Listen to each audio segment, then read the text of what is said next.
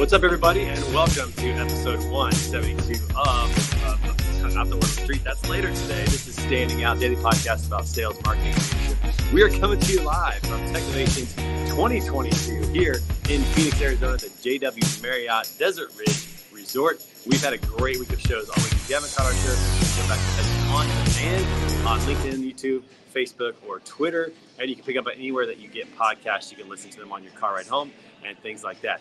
We are super excited to have you on the show today. We've got a great guest that's going to be coming up here really soon. Make sure that, check that out, I better just back up a little bit. Make sure that you stay and throw some comments in on today's. We're going to have an awesome talk about technology. We're going to bring our guests on here in just a minute. But before we do that, we've got to give a shout out to our sponsors at TAP, so the good guys in freight factoring. They're helping keeping those carriers on the road, those owner-operators and small carriers with cash flow resources, discounts on fuels, tires, and so many other wonderful things. And so make sure you check them out at taps.com, especially if you are behind the wheel of the truck. And if you are behind the wheel of the truck, thank you. You are the heroes of the supply chain, and we appreciate you so much. So keep doing what you're doing. And to make it even easier, all you got to do is click on the link that's in the comments today to go directly to my landing page with TAPS. Got to get credit for this, folks, so make sure that you do that. Also, just in case you're wondering, it is Finish Strong Friday, and that means that whatever you do today, make sure you get after it so that the weekend will be much sweeter. That steak's going to taste even better tonight off the grill if you know you gave it your all today. So we appreciate you guys just getting after it and pursuing excellence. And speaking of pursuing excellence, that's why we have a swag store, everybody. So check us out online at betaconsultinggroup.com. See how we're helping companies tell their stories and move out of the realm of obscurity to becoming a known and trusted brand. And while you're there, pick up some swag, because it's all about pursuing excellence. And when you do, make sure you use coupon code SPOOKY, SPOOKY, all caps, because it is spooky season. Get 20% off of your entire order. And when it arrives, take a picture, send it to us. We would love to see you wearing the swag. Remember, every time you wear it, pursue excellence in what you're doing. We appreciate that.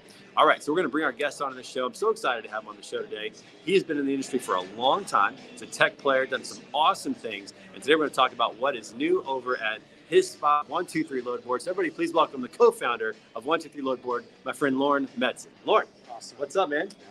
Good to have you on the show, man. Here at Technovations, what have you been enjoying so far about the show? It's all about tech, innovation. Met a lot of faces that I've seen for, who knows, almost 2 decades now. So it's been an eye-opener. A lot of our partners are here. They showed a lot of demos, so I learned a lot. Yeah, this is a more intimate show. It's a little smaller. The TIA Capital Ideas show is like 1,500 people. It's coming up in April down in Orlando, which is going to be awesome. This one, about 350 people, really intimate setting. What have you enjoyed about the interactions that you've had and the conversations that have gone on? Yeah, it's the show is all about, if you really think about it, it's all freight brokers, and they're all competitors. Even though they're competitors, they're working towards the same goal. They're trying to innovate or use innovation, use tech to better the supply chain industry and make it more efficient to move freight. And I've seen that here, and it's a testament to the show. It's interesting because the spirit of collaboration is really strong, even though there's competitors, even for tech companies. Yeah, our major competitors are here, right. But that's what drives us to improve our product. Right, and how can we move the industry forward? How can we just keep going that direction? So take a moment and tell everybody a little about who you are and about what's going on at 123 Load Board. Yeah, so I'm Loarn Metzen, and it started back in 2003. I met my girlfriend at the time online, and what we did was I go see her every weekend. So I had to drive about 300 miles, so it was a long distance relationship. And I ended up being at a rest area midway, and I don't know, needed to go to the bathroom or whatnot. And I overheard this gentleman on a phone really giving his 2 cents to the other person on the other line, saying things like, why, and why you cancel my load? Why did I, where's my next load coming from? So he was really, really upset. So I didn't think too much about it, but about 2-3 weeks later, and this was 03, like 03-ish, I went online, did a little bit of research online, and found out there's something called a load board in the logistics space to help truckers find freight and availability, and they can match their truck with a load and make money that way. So I digged in even deeper. So that took about a month or so. And I just recently graduated from university with a degree in finance. So I knew nothing about tech. I knew nothing about logistics or trucking, but it just intrigued me. And long story short, so I saw some load boards, and I saw our competitors, which are still here today, and they all look like Craigslist. So I told myself there's got to be a better way.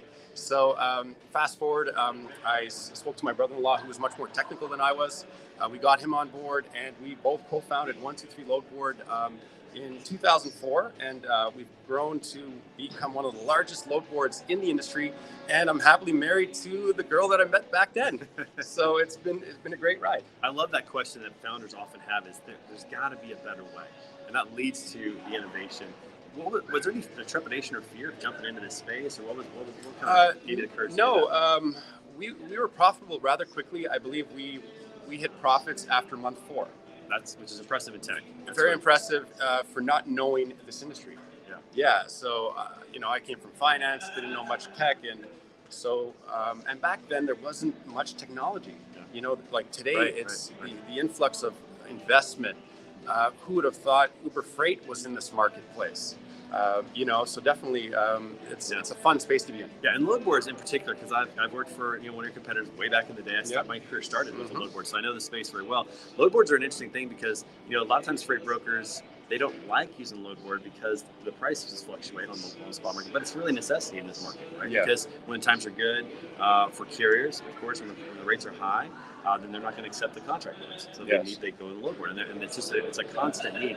What has it been for you in the last 15, 20 years? What gets you up in the morning? What's your passion? What's your why for what's going on? Yeah, it's all about competition. Look, right now there's this big stigma around live golf. And I'm not going to get glad you brought that. Yeah, I'm not going to be political. Because how it's funded, or look, I don't even know how the PGA Tour is funded.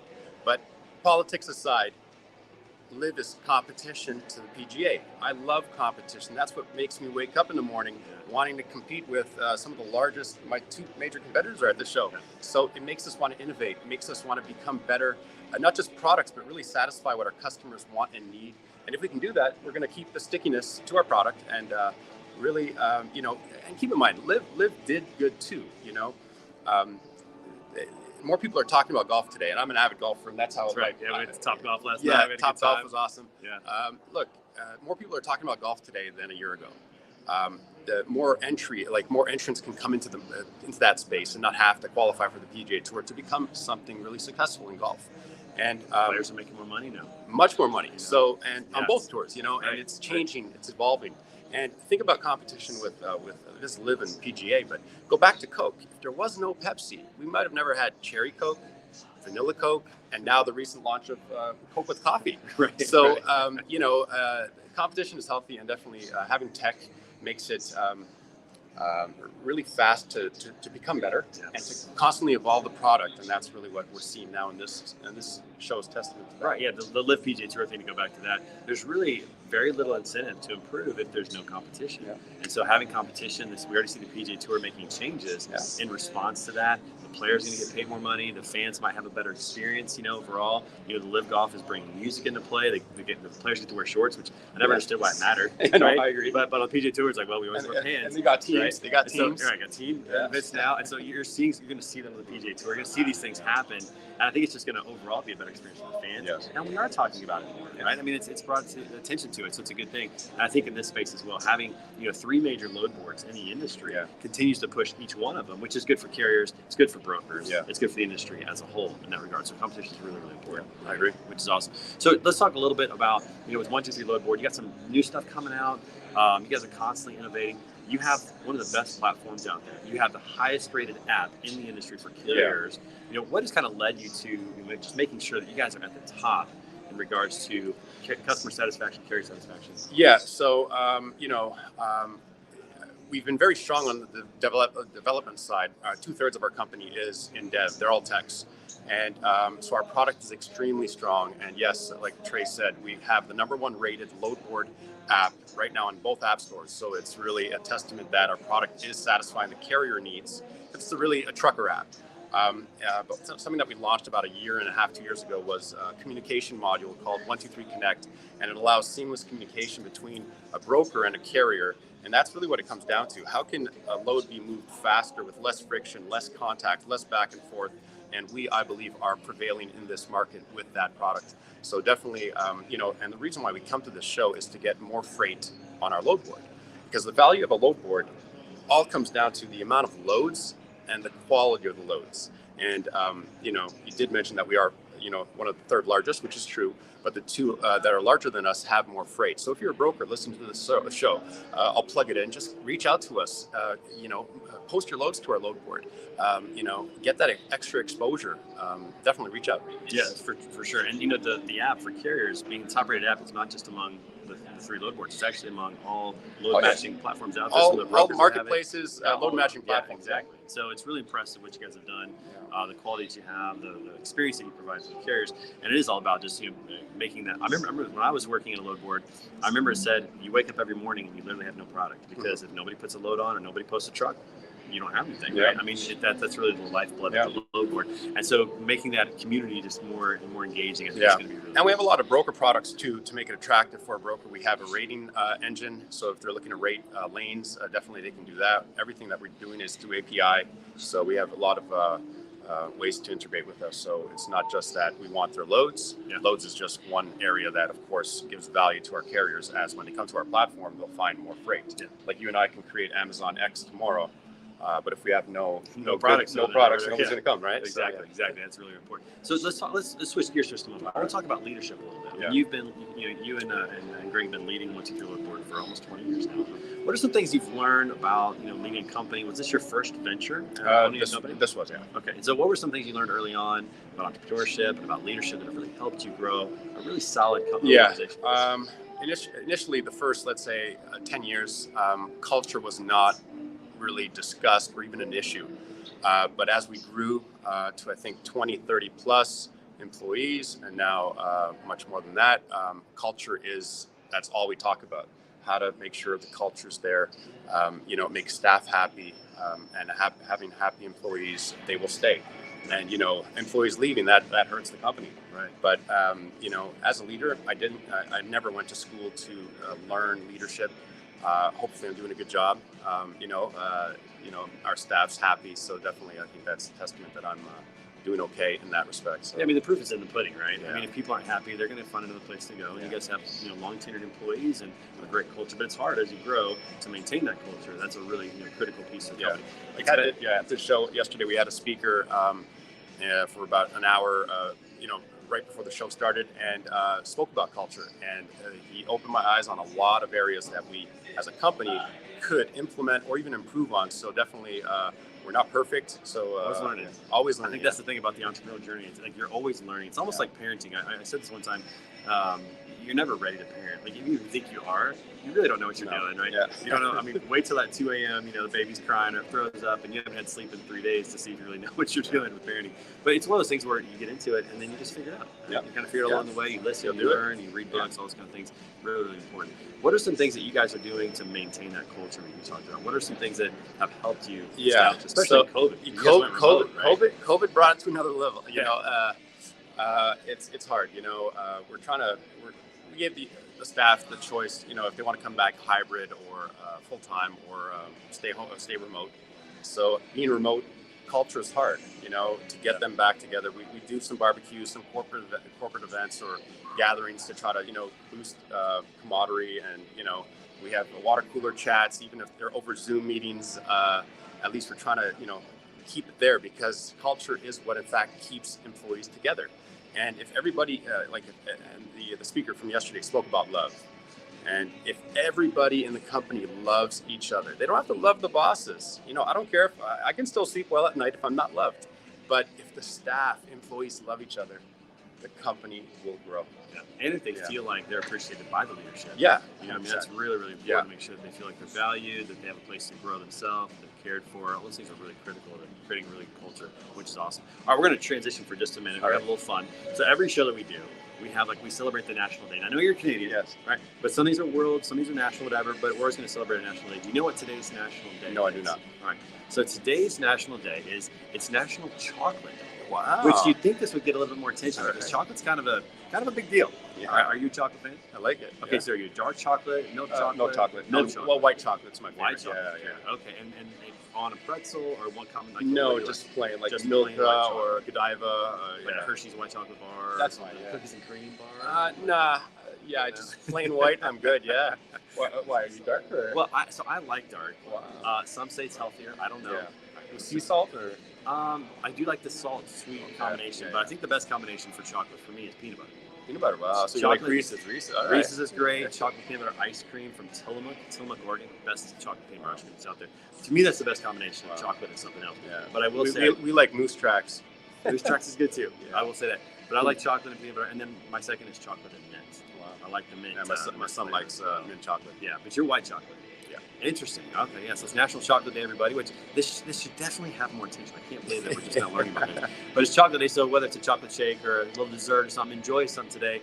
The dark chocolate though, that like the 88%, that's harsh. That's nasty. That's, chocolate should be enjoyed. Some people might like it, but I don't like bitter things. I'm a sweet tooth kind of guy. Yeah. So the most I think I can is like 60% or something like that. It's not the most that I can do. All right. Next is we have the random question of the day. Now, Loarn, this question is so random, I have not seen it. All right. We let our producer come up with it. It could be funny. It could be serious. It might be a really great question. It may stink. We don't know. But let's go ahead and see. The random question of the day today is, do you like pineapple on your pizza? Ooh, this is a good question. Love it. Yeah. Oh, I dig it. Yeah. You like Hawaiian pizza, pineapple? Hawaiian with ham and pineapples. I'll do it all day long. But I need the peppers. Make it a little spicy too, so you got the sweet and the spicy. Yeah. You kind of go both directions. Yeah. I'm a huge fan. So there's some things that just shouldn't be on pizza, but pineapple should. It's one of them. Should definitely on there. I'm a big fan of that. I like. I'm a big meat eater fan. And so when you get the kind of the salty meat, and then you get like pineapple, that's like a really good. You got the bacon bit with some people though with the Italian sausage. No pineapple. Some people are just like, they're anti. But I'm with that. Okay, that's a decent question. That's a decent random question of the day. So apparently the sentiment I'm getting here is it's pizza and chocolate night. Yeah, should be eating pizza and having chocolate tonight. I'm flying back home today, so it's going to be movie night with the son and the wife, and I'll get. Do you do that on Friday nights? Yeah, Friday nights. Yeah, we do the same thing. Yeah. Movie night, pizza night, every Friday. It's kind of what we do. It's our family thing. So, are you guys? Your son's younger. Yeah, he's 5. Right. So, what are you gonna be watching tonight? What do you think? No idea. What's he into? Right now he's into Minecraft, Pokemon. So we'll just go on Disney and see what's available. We live in such different worlds.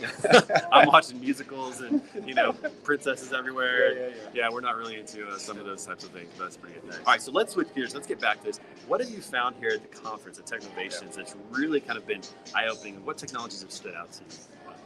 Yeah, so what we're working on right now is to identify the carriers using the platform. John Smith can sign up, but how do we know if John Smith is John Smith? Right. So it's a big issue. Your identity is huge. It's a massive problem. It's a massive problem because we want to make sure, as a broker, you want to make sure that the carrier that you're hiring on is in fact who he states he is, and the one who's going to be moving the load. Right. Because double brokering is a big issue as well. Yeah. By the way, Eric says pineapple no on pizza. Eric, I thought we were friends. That's not good. That's not good. Good to see you, Eric. Thanks for being on the show. All right. So carrier identity. So with that. From this show, there were 2 or even 3 companies that have a solution for that. So rather than us building it ourselves, which is in our roadmap, we might look at these alternatives. And coming to this show is just proof that it was a great investment from a company standpoint. We're glad that we came. We sponsored the mobile app of the show. Fitting. Yeah, because top app in the industry. So yeah, and we also sponsored the opening ceremony, which was nice. So just that and learning of new innovations. Like we would have found out about these sites or these companies later on, but now while we're working on this carrier identity or verification process, coming to the show definitely helped out. Yeah. And make contacts and gonna of course reach out to them or go on to the next steps. Not only do you get to learn about their technology, but they're right here, so you can chat with them in sessions and make contact. And there's a huge difference. And like this is the first trade show that I've been to since COVID. So been to dozens of shows and attended and exhibited, 30, 40 shows. And always seeing face-to-face is such a difference. Yeah. And, not seeing them for 2.5 years through COVID makes this so much more special. Yeah. Let's talk for a minute about technology. There's always the buy versus build argument. And you guys have it on your roadmap to do this, but sometimes finding somebody who maybe that's their specialty and plugging it in, especially with APIs and the ability to have that connectivity now, is really the best way to go. How do you guys evaluate buy versus build? Yeah. So this and proof is this specific product about verification. So should we build it ourselves or buy it? And initially wanted to build it ourselves, as you can customize things. When you buy things or use a third party, you have to abide by their platform. You can't really customize too much. So, but for this product, I think we're going to, in fact, look elsewhere. We will, in fact, not build it ourselves. And the reason for it is really we're a freight matching platform. What we're looking for is that, that we're looking for the secret sauce on, what load the carrier really wants to haul. We don't want the carrier to download our app, search for an hour and find that load. We want, in fact, to find the secret sauce, to have that holy grail, to be able to say, John, this is the load you want. Here's your hand-picked load for the day. We know you're gonna want this one because of your preferences, where you've hauled, what you've done, who you've been communicating with, doing business with. So at the end of the day, that's really what we should, as a company, focus on, and that's what our roadmap should be on. Not focusing on things that were not specialties. Yeah, because I think sometimes technology providers feel like they've got to be all things to all people. Mm-hmm. That's the temptation, is that we need to own everything, we need to build everything, we need to whatever. And maybe, but I think that when especially when you have good partnerships, and you can have the best of the best, like the best in class and everything, that provides for a better experience for the customer. Yeah. And so, you guys focusing on what your niche is, which is really freight matching and what you do there, and letting other people focus on other things can be a really big win. Also, leveraging partnerships, you leverage mutual clients.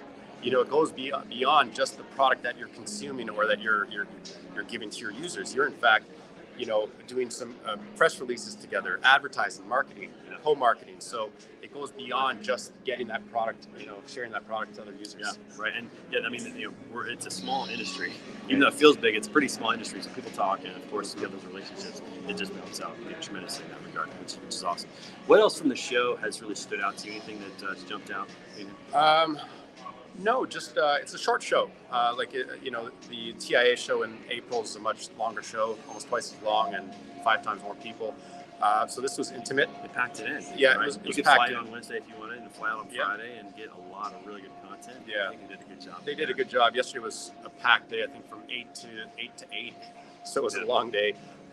Definitely Top Golf was good. It's nice to relax. Nice to relax at the end of the day. And, it's a good thing there. But yeah, if you're a freight broker out there watching this and you didn't come to Technovations, you should consider next year for sure. A lot of great opportunities to learn about the new stuff. And the cool thing about this is now, Ann Rinke is now leading TIA. Yeah. And she's doing a good job of bringing in some of the new entrants in the space. It used to be kind of like the same people all the time up on stage. And now they're letting some of the smaller companies that don't really have money. Yeah, so on that point, they even had a Shark Tank panel. Yeah. So they had 4 new companies with judges, and we got to vote, and it was great because it was real like startups that just started within, let's say, the last year.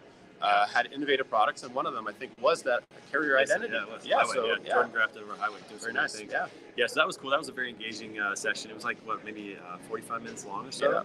But it was quick. It went really fast. Yeah. It was engaging. The audience had participation. And the judges asked good questions, and they were all investors, advisors, so they were asking the right questions to put all the products on the spot. So they had to answer some tough questions, and they did a very good job. Yeah, I was impressed. I would not have wanted to be up there for some of those questions, but they did a really good job. And the winners were so Highway won the kind of People's Choice. People's Choice was Highway, which was carrier identity, and I think Green Screens won the Green Screens for rates. Dynamic pricing. So it was cool to see that, and just to kind of be a part of that event. I thought that was really enjoyable. Nice. It was a lot of fun. All right, so where do you feel like this industry is headed? Something that I hear freight brokers tell me a lot is, man, we want to get offload boards. We don't want to use that boards, but they're really going to be around. I don't see them going. Yeah, it's all about digitization. I don't believe they're going to go anywhere. They're still going to have listings, like a listing board. That's really what a load board is. But at the end of the day, they're just, how do we minimize friction? How do we make that load touch less people, go back and forth less? And it's all through using automated bots, using AI. We have a machine learning team. We have a business intelligence team working towards that secret sauce, because there's still going to be a need to expose loads. Right. Brokers, even though brokers can grow their network, they're still going to need additional trucks capacity. Right. And the only way they get access to that is through a load board. Right. If they get 60% of their loads on dedicated, which is great. There's nothing wrong with dedicated freight. It makes life simpler. They have relationships, which is awesome. There's still 40% of loads that need to find a carrier. So they'll need to expose those loads and get the carriers calling them or finding capacity. Yeah. So we're working on automated matching through AI. We're working on many ways to just automate the whole process as much as possible. Right? Oh yeah. It's like you bought your flight here from computer, right? Yeah. Right. You don't talk to anybody when you do it. There's a lot of things in life you don't need people for anymore, and these are things. And our industry, like nobody, like tech was nothing 10 years ago, 15 years ago. Our industry, the trucking industry, is a slow adopter. Only in the last 4 or 5 years have, big investments, and it's really fast forwarded. I mean, 3, 4, 5x. So it's very nice. It's a fun space. Seems like 2016, 2017 was when that started to change. Yeah. In terms of tech really accelerating. What's your take on bootstrapping, what you guys have chosen to do, versus some of these tech companies that are raising massive amounts of money? So we're happy that we're bootstrapped. Never took on external investment, so we're really happy about that. But we're entertaining, to bring our company to the next level, and looking to grow. So we're not saying no to external funding. It's just to this point we've grown very well, year after year growth, and we've done it all bootstrapped. So really, and you maintain control. Yeah. Which that's the thing about it. Like, you could raise a lot of money, but now there's a voice there that's going to be, have some input on that. But you can potentially grow faster. So it's and that's right on key. And that's why we connected on LinkedIn a couple of years back. And that was on a personal level, and it's not that we have the same haircut, but mine is moving in a new direction. Too. Nice. This is definitely great. That's so that was out of you were a family guy, so things you post really related to me, and etc. But from a corporate side of things, a few months ago we had a board meeting, and we wanted to really ramp up our marketing and broker outreach, and we at that point said, okay, who's the best in the market to in fact do this? And then I said, there's no better place but Trey and Beta. Appreciate that. Yeah, and for your professionalism, your knowledge in the space, not just brokerage, but logistics, supply chain. So definitely, we need to reach out to Trey, which we did, and I'm happy we did so. So big things are in store in the next 3 to 6 or even 12 months. It's an ongoing thing with Beta Consulting Group, and the goal is in fact to grow the load count. So I did not ask you to plug our company. Yeah, I know. I appreciate that. It's all good. Yeah, I said you rolled it in nicely, so I got you. Well, what's great is I love the technology you've built. The features are great. Whenever we get the chance to sit with brokers, they're very impressed with the features that are on there. The carriers obviously love it, and so it just needs some exposure. People need to know it's out there and start utilizing it, and get the benefits from it. Because you can't have too much exposure on your loads and you need to get it out. 100%. So all right, so this has been a great show, and thank you. I'm going to go so fast. We're at 30 minutes. Wow. So we appreciate that. Everybody who watched the show, thanks so much for being in the comments. Eric, try some pineapple on the pizza again. You're going to like it. Yeah. It's so good. Friday night, everybody. And it is Friday, which means that in 1 hour, we're having a special edition of Word on the Street. And we do have the Tough Butter tomorrow. Yeah, that's right. Tough Butter tomorrow. Nice. 9 miles and 30 obstacles. But later today at noon Central, 1 Eastern, we're going to have a special episode of Word on the Street right here live from the show. We're going to have an in-studio audience that are going to be here, as well as special appearances by Green Screens and by 3PL, some of my sponsors. So we're excited for them to be on the show as well. So come back in an hour for that as well. And other than that, have a wonderful weekend out there. And remember, Monday morning, 6 a.m., another edition of Iron Minds. Get your mind right, get your body right. As iron sharpens iron, so one person sharpens another. We look forward to seeing you again on another episode. And come back on Monday for an awesome edition of Standing Out at 10:30 a.m. Central. We'll see you guys. That's pretty soon. Thanks so much. Talk to you guys later. Loarn, thanks for being here, man. Appreciate it. Awesome.